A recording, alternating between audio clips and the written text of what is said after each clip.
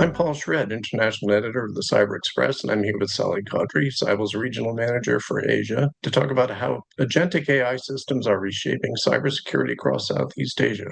Welcome, Sally. It's great to be here with you. Hi, thank you, Paul. Great to be here as well. And I would like to thank our audience for joining us also. It's great to see you here too. Why don't we start with the basics? What is agentic AI and what can it do for you? How can it help to improve detection, protection, and response? The basics. Right. Again, thank you, Paul. So when we talk about agentic AI, basically is the new word buzz in terms of cybersecurity nowadays, right? So in terms of agentic AI, it's basically the next stage of cybersecurity automation, right? Where AI is not only just analyze data and provide recommendation, but in a way it enables actually taking autonomous multi-step action to secure an environment, right? So it moves from what we call right now is an assistive AI, right? Where it helps us in terms of things. But agentic AI is something that is moving to an AI that can act with intent, as well as have a defined objective and as well as controls and guardrails, right? Back to the question when we talk about how does agentic AI especially improves cybersecurity. So we look at three things, right? So the first one is protection. So how does agentic AI does this is basically they can able to actually continuously maps internal and external attack surfaces, right? By identifying any leak credentials, exposed assets, any shadow IT, right? And based on that information itself, it's able to actually collect any threat intelligence, any vulnerability and misconfiguration. So it makes our life much more easier to do protection, right? And how they do this is basically the second part, right? They do by detection, right? So agentic AI able to actually understand and use pattern recognition, right? Beyond the normal IOC or any tactics matching, right? By having this capability itself, the agentic AI able to understand TTPs, right? Talking about cluster infrastructure, talking about malware relationship as well as objective and method, right? And based on this as well, right, we have all this information from, IOCs, right, pattern and everything. It enables also to detect campaigns based on track actor much more earlier, based on the behavior and not just signatures like the traditional ones, right? And based on this as well, the third one they're able to do is basically by response, right? So what they're able to do in terms of agentic AI is that we look at automates all containment of any malicious or any anomaly processes, right? So you don't have to do this manually, right? Agentic AI will do this thing based on the information that they have and how they need to do next, right? And based on that as well, it's not only just doing uh, containment, they are also able to actually do takedown workflows, right? Block any malicious domain as well as isolate endpoints automatically, right? And based on what we've seen in terms of the improvement of agentic AI is that they're able also to produce any analyst level summaries instantly, right? So the next analyst can able to do and understand what they need to do next, right? So in a simple way is that agentic AI can actually dramatically, right, reduce any workload of the SOC teams with increasing speed and accuracy, especially in understanding of what the talents or basically what's the shortage of talents that we have right now in ASEAN. Yeah. Hmm. Oh, that's great stuff. How does it differ from source systems? Okay. So when we say SOAR, basically, right, traditional SOAR platform normally is playbook driven. We see basic most of it is rule based. Iron and when we talk about SOAR, it's still traditionally dependent on human configuration, right? What great about SOAR is basically you can do or you can actually works on repetitive workflows, right? But the problem there is that it's very rigid in dynamic attacks, what we've seen today, right? And when we talk about agentic AI, fundamentally different from SOAR is that number one, it learns and adapts dynamically, right? So as I mentioned before, right, SOAR is very good in terms of repetitive workflow. But if you're talking about dynamic attacks, change things that changes over time, that's where agentic AI comes in, right? And based on that as well, by adaptation, by understanding, that's where the agentic AI able to do decision on its own within the guardrails that we set, right? So they don't go haywire and everything, right? So they learn, they know what to do based on the guidelines that we created earlier. So you don't see repetitive works, but you actually do adapt in terms of dynamically, right? And the best thing about it is actually it's able to actually execute multi-step actions with staticness, right?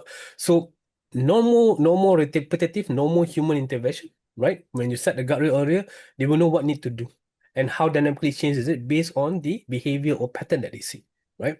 And based on that as well, they actually able to actually correlate all the signals as an analyst would do, right? So you reduce the work of SOC analysts, right? So you know that current problem that we see in ASEAN especially is that we are lack of talent, right? By having Agentic AI to fill the gap, right?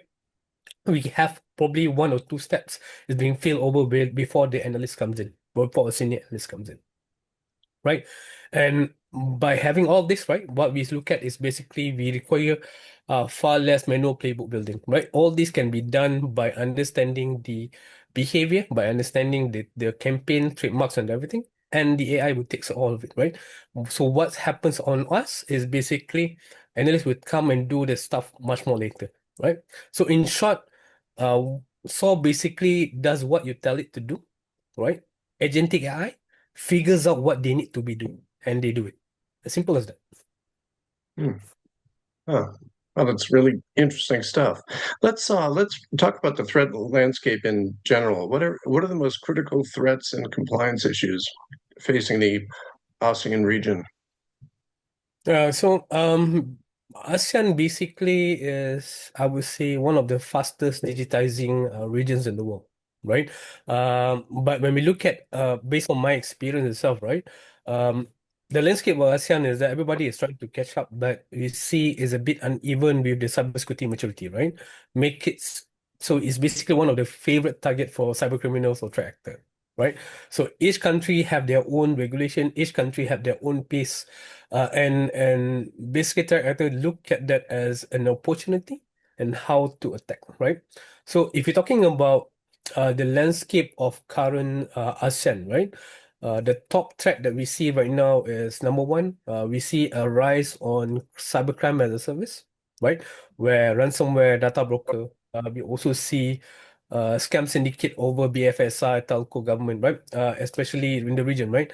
Um, Based on my I would say uh, experience based on over the year, right? Especially in the region itself, we're talking about Malaysia, Indonesia, Singapore. We see a rise in terms of attack for BFSI. People are attacking banks right now, right? And the numbers of we're talking about the numbers of stolen money, or basically talking about losses, right? Up to 20 million USD actually from multiple stuff, right?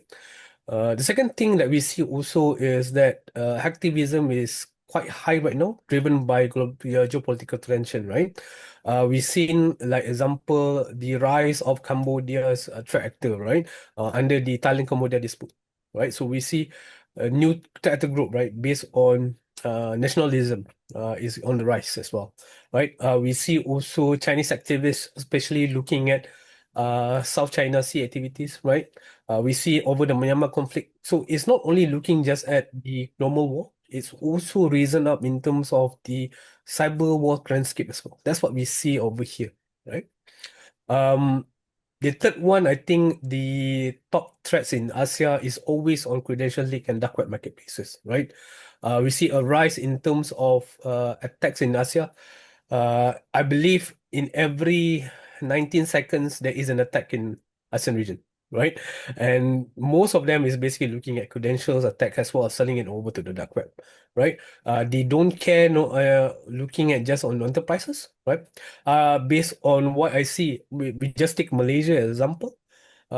Even a municipal office is being targeted by tractor to selling credentials, right? Because they feel that it's important. So no, nowadays is we don't see like, hey, it's only BFSI, big enterprise, but no more, right? They just go and attack everyone, right?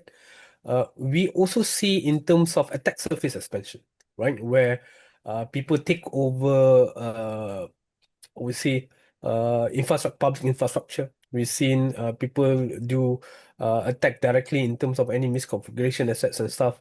So that is also in a rise where basically when enterprises getting bigger, they don't realize what they have, right?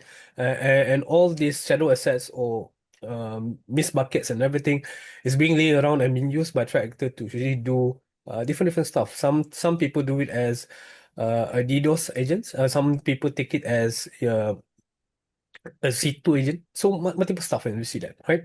And the fifth one, I would say, in terms of top threats in ASEAN is basically on scam and fraud exposure, right? Especially on mobile apps, we see there's a lot of mobile applications being used to capture users' information, right? Whether from um, PII data and stuff, we see a lot of that's happening. We see a lot of scam on terms, especially in the Indonesia and Malaysia region. We're talking about fake investment, impersonated as a bank, and we see that. We're also seeing a rise on deepfake scam across Malaysia, Singapore, and Indonesia, right? Where there is an incident in Malaysia where a deepfake happens in a bank that uh, it happens basically in a live conversation, right? And manage to actually exploit that to do scam and everything. So we see that, right? But talking about all the threats and everything, it's not we are saying that the country itself is not doing anything, right? We also look at the countries in ASEAN actually do some key compliance measures, right? So especially Malaysia, Singapore, Thailand right now, they are very focused in terms of PDPA, right? Talking about personal data, right? So any breach reporting, any data governance is basically now punishable by law, right? We also see a CII and CIP regulation across the nation, across the region, right? Especially in strict control for BFSI, telco, and government, right? Um, especially on financial sector vendors, financial sector, you see all the bank regulators mandates, right? Basically using multiple different regulation, right? So in Malaysia, we talk about RMIT, we have the Bank of Thailand frameworks, we see MAS TPRM and stuff across the region. So there is a compliance of workings over there as well, right? And latest one that we look at in terms of the ASEAN summit itself, right? Countries are speaking about cross-border data residency, talking about, hey, if I use my data, you use data, immigration or anything, we must make sure everything must comply to PDPA, right? And based on this, right, well, we also see there is an increasing audit requirement for any third-party risk, right? So, looking at the actual landscape of ASEAN, threat volume is high, but at the same time that um, compliance requirement is also high, right? And based on the combination of the two, right, what we need right now is basically a strong need for AI automation. That's where agentic AI comes in. Yeah. Yeah, it basically sounds like there's a lot of things that need to be monitored, so you could use definitely something to do it all for you. Um, which actually leads into the next question. Well, what are some real world examples of organizations using agentic AI tools to address critical issues now? All right. Talking about it, I probably, based on my experience as well, the situation that I see right now, I'll probably want to tackle it based on sectors of segment that I see, right? So we do have customers in different industry. For instance, we take telco example, right? We see that any telecommunication companies right now, they have a lot of mobile application scams apps, right? Where uh, everything right now we're talking about, I think not only Asian, talking about the whole world, mobile application is the gateway to the business, right? So we see that is a lot of scam application. We see also a lot of fake domains do phishing and stuff, right? So what telco does in terms of using agentic AI, especially number one, is they want to do auto detection. Right, I can't go and check everything myself, right? So I give you an example. One telco in Malaysia has around 1,800 fake mobile application, right? And it's pretty much very close to each other, right? So without an actual AI to help them to do that, it's going to be hard for manually, right? You have to go and check one by one and stuff. But having agentic AI in place, auto detection can done everything based on the parameters that we given. We check, okay, this is not in Google Apps, this is different part, this is probably different metadata, everything. You look at that in terms of certain rules that you set up, they will able to do auto detection, right? So that's number one. Number two, based also in terms of what telco has to face right now, is they have to actually adhere to PDPA, right? So dark web monitoring is currently a must for everybody, especially looking at customer credentials, right? So again, using agentic AI, giving them a difference in terms of parameters, they are able to do dark web monitoring automatically, right? And when we talk back in terms of uh, especially on phishing sites, we're talking about social media scams and everything.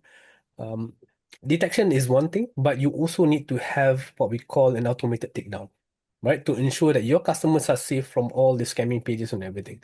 So what Agentic are able to do is that they're able to identify which one is an impersonation, and I'll take down based on that the parameter that we give, right? So that's number one on telco. The second one we look at also in governments especially, right?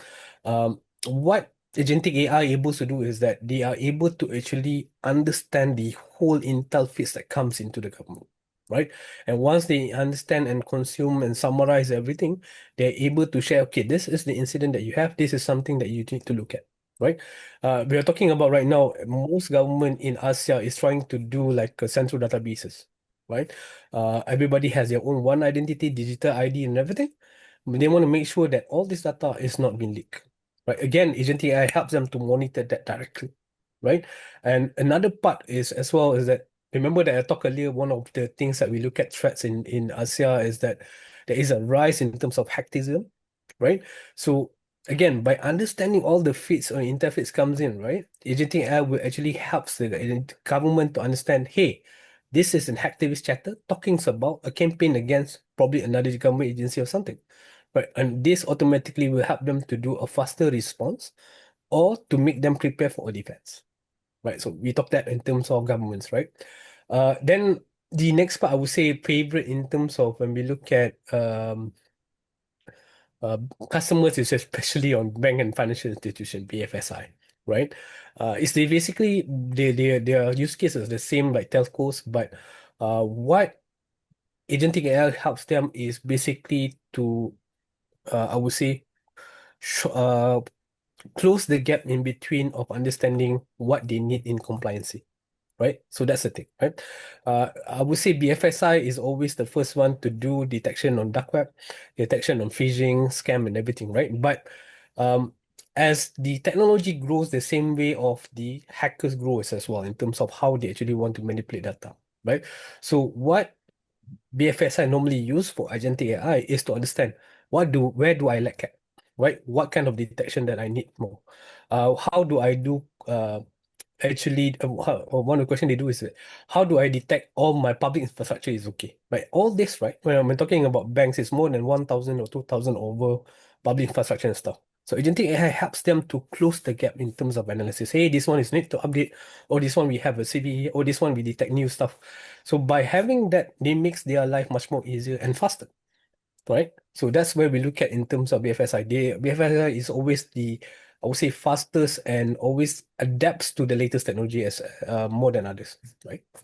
And the last one that we can talk back is basically on any enterprises, right? So enterprises, we see there's a lot of startup companies, we see a lot of digital companies coming up right now, right? So what they are looking at, especially on AI technology, most of them using AI technology just to do stuff on work, right? But when we talk about agentic AI, especially, we are actually talking about, hey, how do I actually do um, manage my stuff or manage my assets much more secure, right? Another part they use agentic AI is basically to understand where does my loophole in terms of my application. Where do I actually prioritize in terms of incidents? That's where they look at over there, right? And basically talking about all this, right? My experience as I've been actually delved in AI since 2011, right? Starting in 2011 up until now, I'm looking at in terms of how does it help people. We see that AI actually cut response time from days to minutes, right? And it's especially remove around 30 to 60% of manual workload. And that actually says a lot in terms of the, I say, lack of resources that we have in Asia. Yeah. Mm. It's a big savings. Yeah. Um, huh. Take us through Cyble's AI native ecosystem, Vision, Odin, Titan, Tip, and Saratoga. What can they do to help organizations better protect themselves? Okay, so what Cyber is different from others is basically when we started to do the business itself, we understand that AI is always the way to go, right? When we started in 2019, that is also one of the things that we look at, right? So when we coin this as the Cyber AI native ecosystem, is basically to provide any customers an end-to-end cyber defense, right? Basically from external intelligence up until to endpoint protection to business level risk qualification, right?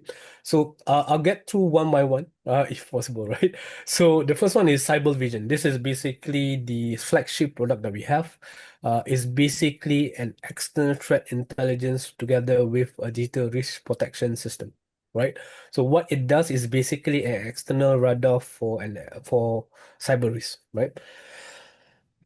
So what Cyber Vision covers, number one, we covers in terms of dark web, deep web, we cover data breach as well as malware intelligence, right? It also does alerts for any credential leaks, any brand abuse, any impersonation, right? The third thing that Cyber Vision does also, we tracks any ransomware chatter as well as any attack surface exposure, right? Um, so Cyber Vision was the first platform that we actually embedded AI to it. So what it able to do as well, it has an AI generated summary equipped with recommended actions, right? And the latest one that we add in terms of Cyber Vision is that it able to actually monitor any of your executive, any of your employee.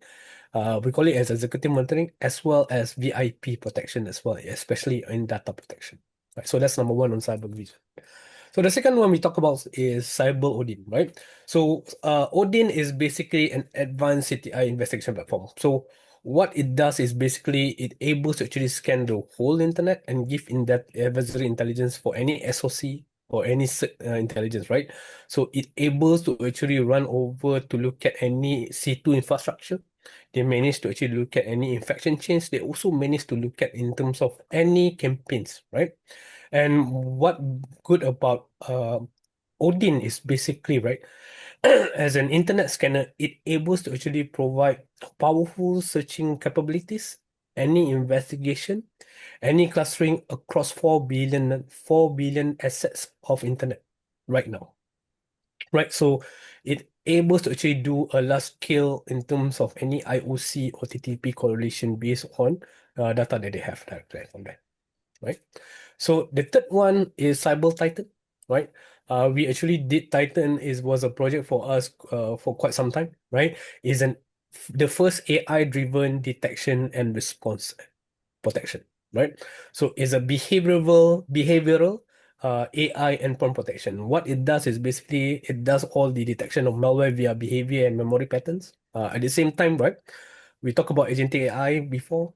It's also do that in terms of autonomous isolation as well as containment. So anything that related to that data, it able to do any AI-driven correlation together with vision, together with audience intelligence. So that's the combination of the whole part, right? And the best part is from here, by having all that, it able to do ransomware, like detection of ransomware, as well as any modern offensive threats on Cyber Titan, right? So Cyber Tip, where is our threat intelligence platform, is basically operationalize the whole intelligence across the whole stack, right? They consume everything, consolidates and enrich all intelligence threats. So it's not looking at only cyber intelligence, you can gather from others as well, right?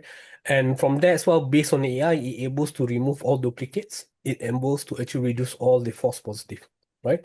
I would not say eliminate, it will reduce because again, this is based on combination of data that we have, right?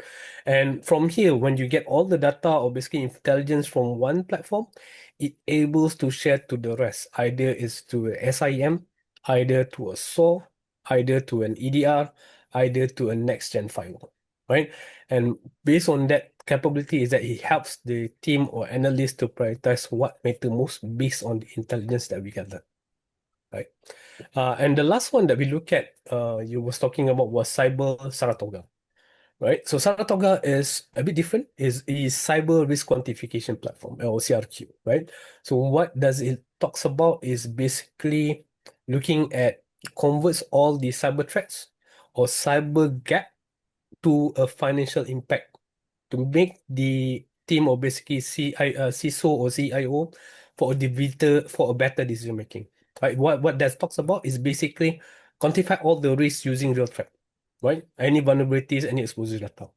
Then based on that, we actually will model the breach costs, any ransomware impact or business interruption, right?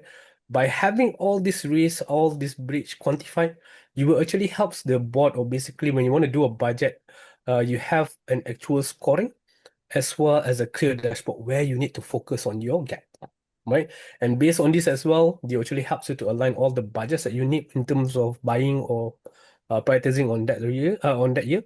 You can actually do prioritization based on the investment that you do, right? And again, as this is a native platform in terms of the whole cloud AI native, it actually connects Vision, Odin, Titan, and Tip into a risk posture. So you actually captures everything there together, right? So what you means on Saratoga, where basically intelligence meets financial decision making, right? So that's actually the whole framework in terms of what we look at in terms of the cyber AI autonomous platform. Yeah. Hmm. It's a great system. There's a lot there. Um, so with all these things to think about, where if somebody wants to get started with agentic AI, what are some good practical steps they can take started? Right. So when numbers of customers of mine, or basically numbers of friends outside, was asking me, "Hey, Sally, you're talking about agentic AI quite a lot, uh, and it's a lot to consume." The first thing, right, is a lot to consume. So where do I start? What do I do next, right? Um, a practical, I would say, roadmap or basically practical steps that you need to go first. The first one is you always start with visibility, right? You need to know where your external threats is. You need to know where your leak is. You need to know whether you have an impersonation risk, right? By having all this, right, that you know what kind of exposure that you have, what kind of measure that you need to solve, right? So normally when my customers say, okay, how I do that? Again, by using Cyble Vision, the DRPS that we talked earlier, it enables to give you visibility of all this from dark web, from ASM, from brand intelligence, right? So the first one. The second one is that once you have all this data, what you need to do is that you need to centralize and deduplicate intelligence. Means that you capture all the intelligence fit into one part, right? And you remove all the false negative and all the noise, right? So you have a centralized data, then you can just pass it over to the next. And where does cyber comes in over here is basically on cyber tip, where we unify all the threats in feeds as well as reduce all the noise, right? Then you do agentic AI, right? So earlier, right, visibility, capture intel, then you to introduce agentic AI. So what agentic AI will do first is basically number one, I do alert or basically auto enrichment. I try to understand all the data that you have, right? Next thing that agentic AI will do, I will do the alert grouping. Understand, okay, this is a false positive. This is informational. Okay, this is something that you need to take on. Then I work on your summarization. All the alerts I already group, this is a summarization, and I will actually give you, okay, this is the automation draft that you need to do. Either you want to do takedown, either you want to do containment, all that, right? So agentic AI you introduce after you get the everything, right? And then what you need to do from there is once you have the data of what's your exposure, what kind of alerts that you have, what kind of incident that you need to cover, then you do the business risk mapping. Where this where we still talking about AI talking about, hey, I know this is what we need to look at. Okay, if you don't do this, how much of your financial impact will happen? What kind of financial risk that you're looking at? That's where Saratoga comes in, right? So once you have that, right, so you know what's your risk, you already know your data, you already know your visibility, you already have your intelligence, you already set a grouping of your what you need to do, and you already have the quantifiable risk, right? Then you do the governance layer, where this is AI plus human guardrails, where we know, okay, based on AI, this is the suggestion, based on compliance of human, and based on our experience, this is what, right? So the goal over here is not replacement. AI will never replace human, right? But the goal over here is augmentation, where AI become the human co-pilot, right? So I've been working on this quite some time. I believe that the combination of AI plus human experience as human intuition, right, makes a better place in the world. Yeah. Interesting. Well, thank you so much for your insights. I think we're about out of time, but I would like to thank Sally once again for his great insights and to our audience for your time. Thank you, everyone.